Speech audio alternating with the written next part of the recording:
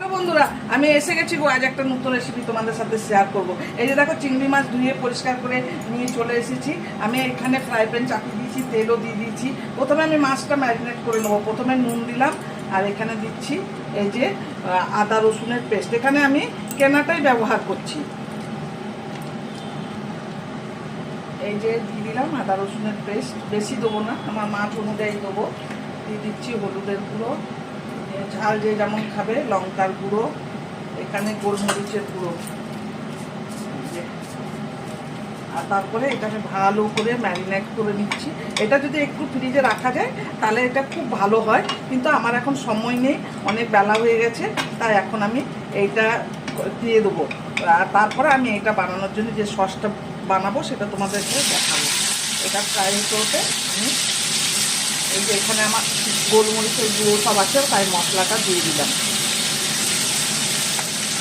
এরপর আমি এই যে সসটা বানিয়ে নিচ্ছি।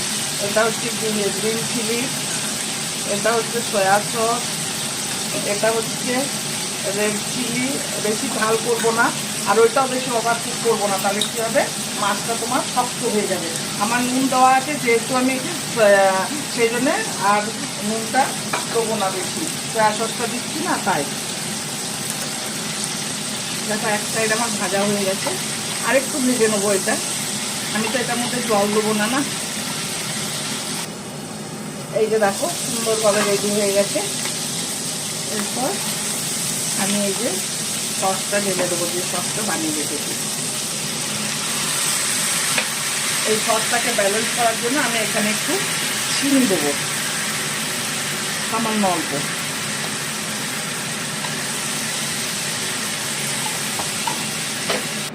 দেখো, এটা প্রায় রেডি হয়ে গেছে। এখন নামাবার আগে আমি একটু গরম মশলা দিয়ে দিচ্ছি। চাইলে তোমরা ধনে জিরে ব্যবহার করতে পারো, কিন্তু আমি এখানে দিলাম না ধনে জিরে, যেহেতু আমি সসগুলো দিয়েছি না, তার জন্য আর কিছু দিলাম না। আমি প্লেটে ঢেলে দেখাচ্ছি। এই যে দেখো কেমন হয়েছে। এই যে দেখো ঢেলে নিচ্ছি প্লেটের মধ্যে। এবার যে তোমরা বলো, এবার যদি রেসিপিটা ভালো লেগে থাকে লাইক করবে, তারপরে কমেন্ট তো অবশ্যই করবে, আর ঘরে একবার বানিয়ে জরুর দেখবে।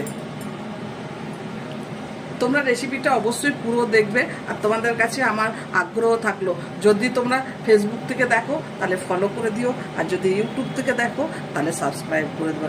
চলো, আর যদি পছন্দ হয়ে থাকে এইরকম ধরনের ছোট ছোট রেসিপি নিয়ে আমি আবার তোমাদের কাছে আসবো। বাই।